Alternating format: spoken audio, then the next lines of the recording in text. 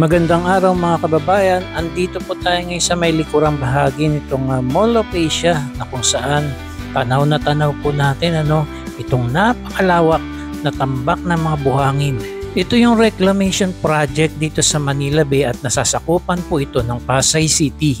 Ang Pasay City ay may dalawang major reclamation projects, the 360 hectare Pasay Reclamation Project at ang 265 hectare Pasay Harbor City Project, parehas na nakalocated sa Manila Bay. At ito ay dinevelop ng private sector partners katulad ng SM Prime Holdings at Pasay Harbor City Corporation at tinatarget na matapos sa taong 2028. Ang proyektong ito ay naglalayong lumikha ng bagong lupain para sa mga pinaghalong gamit ng pagpapaunlad upang matugunan ang pagsisikip sa lungsod at isulong ang paglago ng ekonomiya.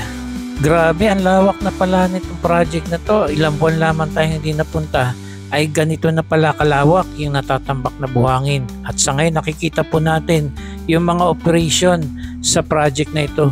Sa kasagsagan ng project na ito nung isang taon, napahinto po muna ito pansamantala.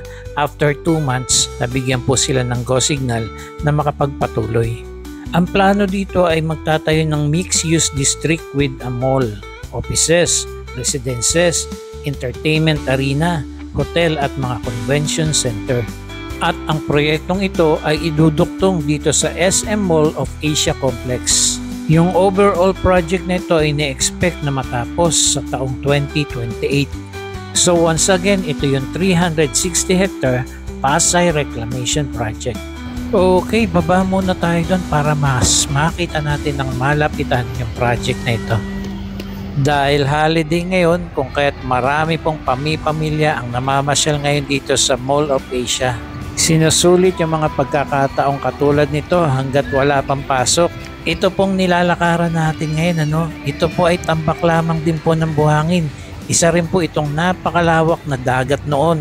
Kaya kapag natapos na itong project na ito, paniguradong mas malaki pa at malawak yung ating mapapasyalan dito sa Pasay City dahil nga iduduktong ang project na ito sa Mall of Asia Complex. Okay, dito tayo dadaan sa may gilid para makapunta tayo dito sa may seawall kung saan tanaw na tanaw po natin ng mas malapit itong proyektong ito. Grabe ito palang MOA Complex ay nasa 67 hectare. Parang 1/4 lamang ito nitong bagong reclamation project dito sa Pasay City.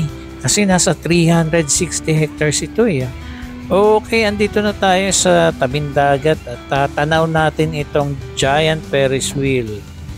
At buti na lamang po hindi sinagad itong mga tambak ng buhangin dito sa seawall.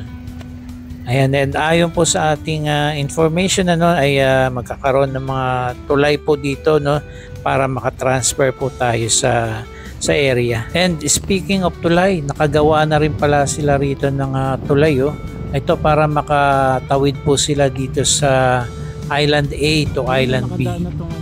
Ay nakikita po natin yung kotse na dumaan dyan po sa ginawa nilang tulay. So, dito na tayo sa may dulong bahagi nitong seawall ng MOA Complex. So doon po sa may tapat ng Seascape Village dyan sa may Coconut Palace, yung dating Palisok Circle, yung Lime Hotel ay nagbawas po dyan ng buhangin. So hindi na po nakasagad yung buhangin dyan. Ito yung nakikita natin ngayon. Siguro ito daan na po mismo ito yung merong dinadaanan na sasakyan ngayon. And mamaya dadaan tayo dun sa may Jokno Boulevard. Papakita ko po yung ginawa nilang kalsada po dun para makapasok yung mga sasakyan na related po sa project na ito. So nandoon po sa may bandang unahan yung daan papuntang reclamation project. Mga sasakyan po na sila lamang po yung nakakapasok doon, mga related lamang sa project na ito. Okay, ito po yung bakod na to. Yan, yung malawak na area dyan sa DPWH po ito. Nakalagay dyan sa bubong DPWH NCR. Tapos paglagpas po niyan, andito na po yung reclamation project. So ginawa na po nilang daanan yung side dito. Mamaya makikita nyo po. Dito naman yung sa Senate.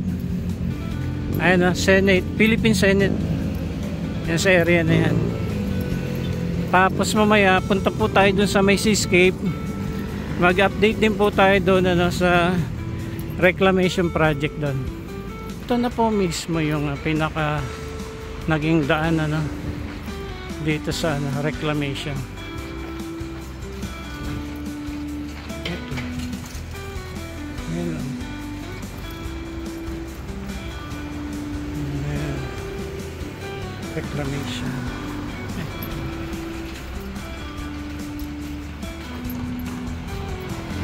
Andito naman po tayo ngayon sa Seascape Village. Ito, nasa second floor tayo para mas maganda po yung tanaw natin dito sa reclamation project. Isa sa pinapasyalan po ng marami itong Seascape Village noon nung lalo pat wala pang mga tambak ng buhangin dito.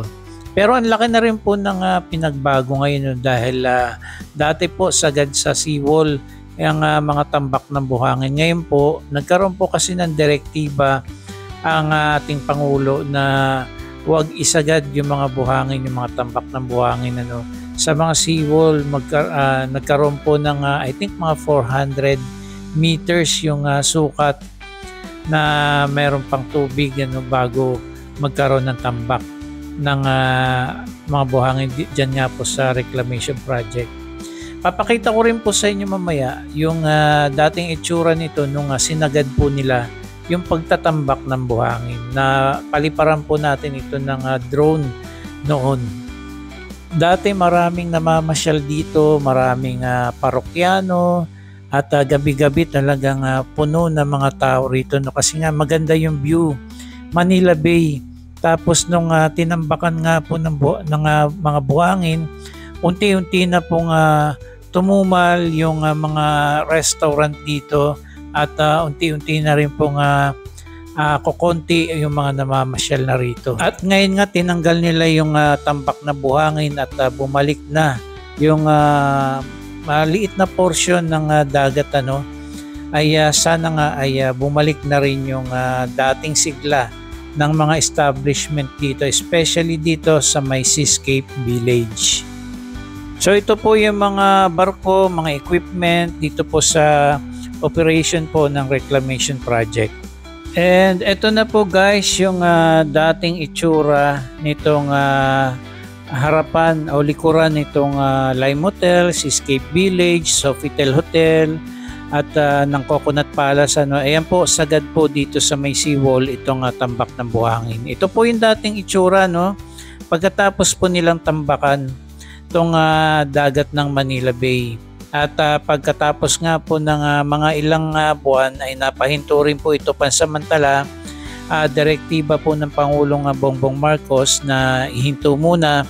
Tapos ay nakapagpatuloy po sila sa project na ito after 2 months. At nung naging operational na po muli itong project ay naging direktiba nga po ng Pangulong Bongbong Marcos na magbawas ng 400 meters mula sa seawall ng mga tambak ng buhangin para maibalik po yung portion ng dagat po dito sa Manila Bay.